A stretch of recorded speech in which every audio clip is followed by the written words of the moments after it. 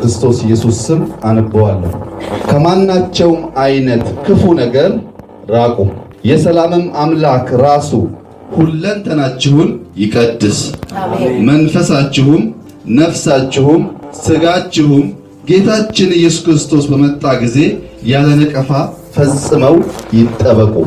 አሜን አሜን። አጭር ጸሎት እንጸልያለን እንደቆማችሁ። አባታችንና አምላካችን የሆንክ የሠራዊት ጌታ እግዚአብሔር ሆይ ሞተ ያልቀረኸው የተነሳኸው ኢየሱስ ሃሌሉያ፣ ቁስልህ፣ ደምህ፣ ላብህ፣ ጨርቅህ ሳይቀር የፈወሰው ኢየሱስ ድንቅ የሆንክ አምላክ ናና አስተምረን። አሽትቼሃለሁ፣ ባሸተትኩ ልክ ቃልህን ልቀቅ፣ መንፈስህን ልቀቅ፣ ሕዝብህን ጎብኝ። ተገናኘን። በቆይታችን ሁሉ የአንተ ሐሳብና ፈቃድ ብቻ ይሁን። ኢየሱስ ክርስቶስ ስም አሜን። እንድንማር የምፈልገው ሐሳብ ሰው ባዲ፣ ሶል፣ ስፕሪት ወይም መንፈስም ነፍስም ገላም ያለው ሰው መሆኑን ለማሳየት ነው። ይሄ ሐሳብ ለምን አስፈለገ ያላችሁኝ እንደሆነ በከተማ ውስጥ በጣም አሳሳች የሆኑ ነገሮች በዝተዋል። መንፈሳዊ የሆነውን ሰው መንፈስ ነው የሚሉ ሰዎች በዝተዋል። መንፈስ ነው የሚሉ ሰዎች ያስተምሯቸው ሳይሆን የሚያስፈራው ከአስተምሮ ጀርባ ያለው ሐሳብ ስለሆነ ትንሽ ዘርዘር አድርገን እናያለን።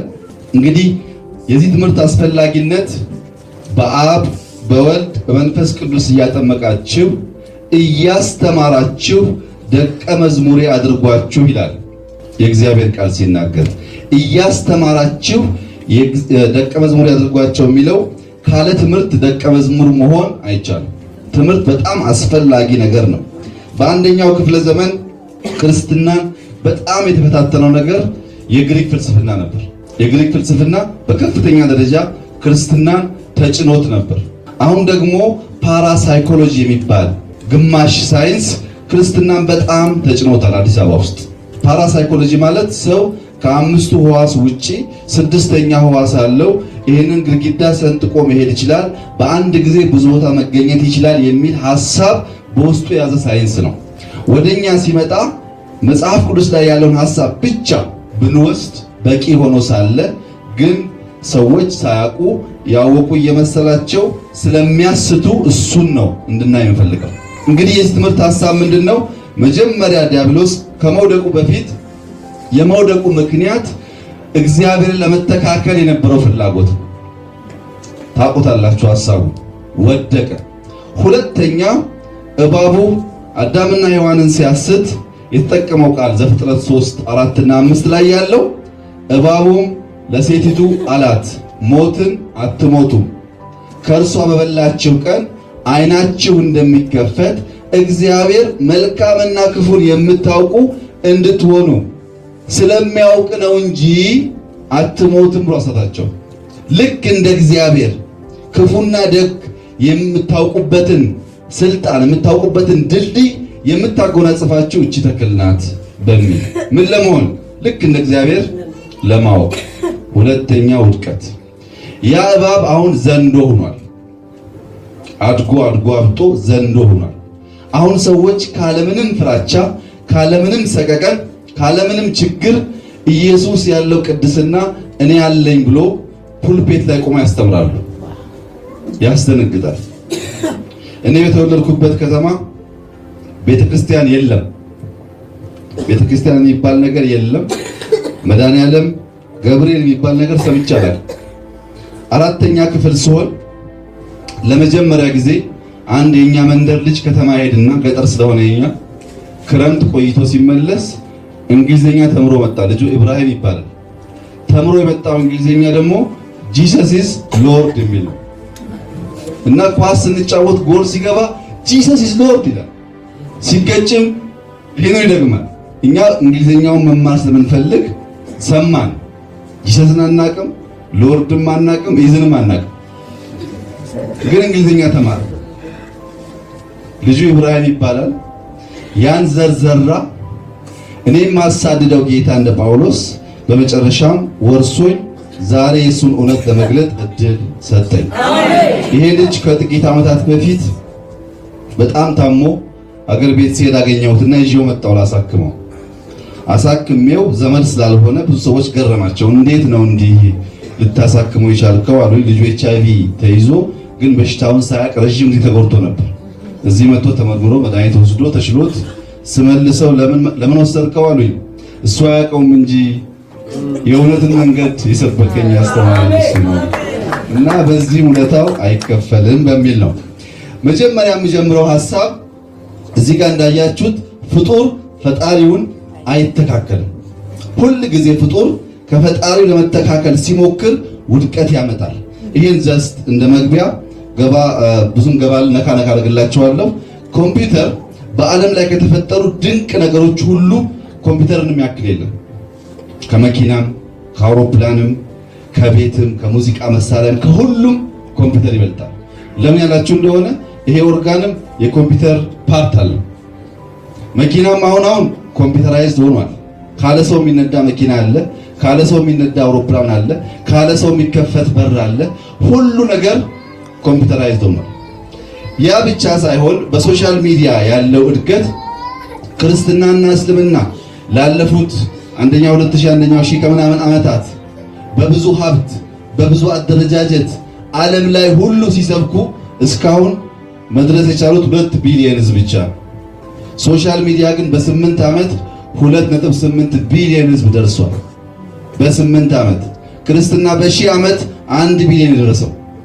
ያውም በጣም ብዙ ቸርች ብዙ ሀብት ፈሶ ሲያበቃ ስፋቱ ግን ከኮምፒውተር ጋር እኩል መሆን አልቻለም። ይሄ ኮምፒውተር ግን አፈጣጠሩን ስንመለከት 3 ፓርት አለው። ብዙ አልነካላችሁም እንዳትቸገሩ። ኮምፒውተር ሃርድዌር፣ ሶፍትዌር እና ዳታ የሚባል ፓርት አለው። ሃርድዌር ማለት ይሄኛው የምናየው ቀፎ ነገር ነው። ሶፍትዌር ደግሞ ውስጡ ያለው አፕሊኬሽን ነው። ዳታ የሚባለው ኮምፒውተር ቁጥር እንጂ ኤቢሲዲ አያውቅም፣ አይገባውም። ኤቢሲዲ ቁጥር ብቻ ነው የሚያውቀው፣ 0 እና 1 ብቻ ነው የሚያውቀው። እሱን የሚተረጉመው ደግሞ ዳታ ይባላል። ነምበሩን ወደ ባይነሪ ወደ ዳታ የሚቀይረው ማለት ነው። 3 ፓርት አለው። እሱን ብቻ ያዙልኝ፣ ሃርድዌር፣ ሶፍትዌር እና ዳታ። ሃርድዌር እንደገና 3 ፓርት አለው። ራሱ ሃርድዌር ኢንፑት የምንለው ዳታ የምናስገባበት ፓርት አለው። አውትፑት የምንለው የምናይበት ፓርት አለው። ደግሞ ስቶሬጅ አለው፣ ሚሞሪ አለው። 3 ፓርት አለው። እንደገና ሶፍትዌርም 3 ፓርት አለው። ባዮስ የሚባለው መጀመሪያ ኮምፒውተር ስንገዛ ያለው ኮድ በጣም ትንሽ ኮድ ሲሆን ቀጥሎ ኦፕሬቲንግ ሲስተም፣ ቀጥሎ አፕሊኬሽን የሚባል 3 ፓርት አለው። እሱ አላበዛባችሁም። ይሄ ዳታም እንዲሁ 3 ፓርት አለው። ቴክስት፣ ነምበር እና መልቲሚዲያ ይባላል። ይሄ ኮምፒውተር 3 ፓርት ከመያዙ በላይ አንዳንድ ምሳሌዎች ለማየት ይሄኛው መነጽር አውግመንት ይባላል። የዚህ መነጽር ዓላማ ወደፊት ይሄ ሲስፋፋ እንደዚህ አይነት ፕሮጀክተር አያስፈልግም። መነጽሩን ብቻ አድርጋችሁ በሰማይ ላይ በአየር ላይ ይሄንን ምስል ማየት ይቻላል። ምንም አይነት ባክግራውንድ ሳይኖር በዚሁ ሰማይ ላይ ማየት የሚያስችል በ3D አንድን ሐሳብ መግለጽ የሚችል መነጽር ነው። እዚህ ጋር ደግሞ የምትመለከቱት የምትበረዋ ነገር UAV ትባላለች፣ ወይም ሰው አልባ አውሮፕላን ትባላለች። እቺ ሰው አልባ አውሮፕላን በወታደራዊ ሳይንስ ብዙ ትርጉም ነው ያላት። እዛ ውስጥ አልገባም። ግን ዓላማዋ ከዚህ ቀደም አንድ ሀገር ጠንካራ የሚያሰኛት ብዙ መድፍ ብዙ ሚሳኤል ያላት እንደሆነ ነው። አሁን ግን UAV ካላት ለምሳሌ በዚህ መስኮት ቀዳዳ ንብ የምታክል UAV ገብታ እኛን ቪዲዮ ማንሳት ትችላለች፣ መቅረጽ ትችላለች፣ ሁሉ ፎቶ ማንሳት ትችላለች፣ አስፈላጊ ከሆነም መግደል ትችላለች። አንድ ሰው ካለበት ሆኖ ሪሞትሊ ኮንትሮል አድርጓት ሊልካት ይችላል። እና ይሄ የእድገት ጥግ የሆነ ነገር የፈጠረው ኮምፒውተር ነው። ሮቦት ስፔስ ላይ ወጥቶ በጣም በርካታ ስራ ይሰራል። እዛ ውስጥ አልገባም። ላነሳላችሁ የምፈልገው ግን ስለዚህ አሲሞ የሚባል ሮቦት ነው። ይሄ አሲሞ የሚባል ሮቦት መንገድ ሲጓዝ አቅመ ደካማ ያየ እንደሆነ ጋሪያቸውን ይገፋላቸዋል። ቡና ካላችሁት ቡና አፍልቶ ያቀብላል። አሁን አሜሪካን ሀገር ፋርማሲ ውስጥ ፋርማሲስት አያስፈልግም። ሮቦት ቆሞ እናንተ መታችሁ መድኃኒት ስትጠይቁት የፈለጋችሁትን አንስቶ ሰውን ተክቶ መስራት ይችላል። የሚሰማ የሚታዘዝ የታዘዘውን የሚፈጽም። ከሰው የሚለየው አይደክምም፣ አይበላም፣ ምሳ ሰዓት አይልም፣ ቡና ሻይ አይልም። 24 ሰዓት ይሰራል። እንደ ሰው ይራመዳል፣ እንደ ሰው ይናገራል፣ እንደ ሰው ይታዘዛል። አንዳንዴ ከሰው በላይም የሚገርም ነገር ያደርጋል። እዚህ ምድር ላይ ብቻ አይደለም ስፔስ ላይ ተልቆም ይሰራል። እና ብዙ ሰዎች ይሄን ሲያዩ ታዲያ ሮቦት ከሰው አይሻልም ወይ ይላሉ።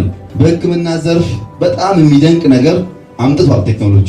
እግር የሌላቸው ሰዎች ልክ እግር እንዳለው ሰው የሚተጣጠፍ ማንነት ያለው እግር መፍጠር ችለዋል። ለብሬን ሰርጀሪም እንደዚሁ። ብቻ ኮምፒውተር አካባቢ ድንቅ ነገር ይታያል። ለሰው አእምሮ የሚከብዱ ድንቅ ነገሮች ይታያሉ። ከዚህ እነሱና ሰዎች ከሰው ኮምፒውተር ይበልጣል ይላሉ። ባለፈው ዓመት ሳይንቲስቶች ለአንድ ሰከንድ ብቻ የሰውን አእምሮ ለማመሳሰል ዓለም ላይ ያለ ከፍተኛ ማክሮ ኮምፒውተር የሚባሉ ትላልቅ ሱፐር ኮምፒውተሮች ደምረው ለአንድ ሰከንድ የሰውን አእምሮ ማስመሰል አልቻለም። እንኳን ሰውን ሊያክል ዓለም ላይ ያለ ኮምፒውተር ተደምሮ የፈጠረውን ሰው ለአንድ ሰከንድ ሊያመሳስል አልቻለም። ሰው በብዙ እጥፍ በብዙ ሚሊዮን እጥፍ ከኮምፒውተር ይበልጣል። ለምን? ሰው የሱ እጅ ስራ ነው። ድንቅ እጅ ነው የሰራው። ሰው እንዲሁ በዋዛ የሚገመት የሚነገር አይደለም። እኛ ሀገር ሰው ሳይሆን ስለ ቡድን መናገር አንቸገርም። እንትኖች ብለን እናገራለን። በብሔር በሃይማኖት በጣም ከባድ ነገርና ጥንቃቄ ማድረግ ያለብን ነገር ሰው ውስብስብና በጣም ትልቅ የሆነ ፍጡር ነው። የሰው ልጅ ተምሮ ጫፍ ሲደርስ የኩላሊት ስፔሻሊስት ይባላል። እሱንም በወጉ ያውቀው። አሁንም ተምሮ ጫፍ ሲደርስ የአይን፣ የቆዳ፣ የብሬን ታውቃላችሁ፣ የአጥንት አያውቀውም። እሱንም 20-30 ዓመት ተምሮ ኩላሊትን ማወቅ ይቸገራል፣ እንኳን ሰውን። 20-30 ዓመት ተምሮ ልብን ማወቅ ይቸገራል፣ እንኳን ሰውን። ለምን? የሰራው ድንቅ ስለሆነ፣ የሰራውን በሱ ልክ ስለሆነ። እግዚአብሔር ሰውን ሲሰራው ለትርጉም እንዲመች አድርጎ ለውድድር እንዲመች አድርጎ ሳይሆን ከፍ አድርጎ ነው የሰራው።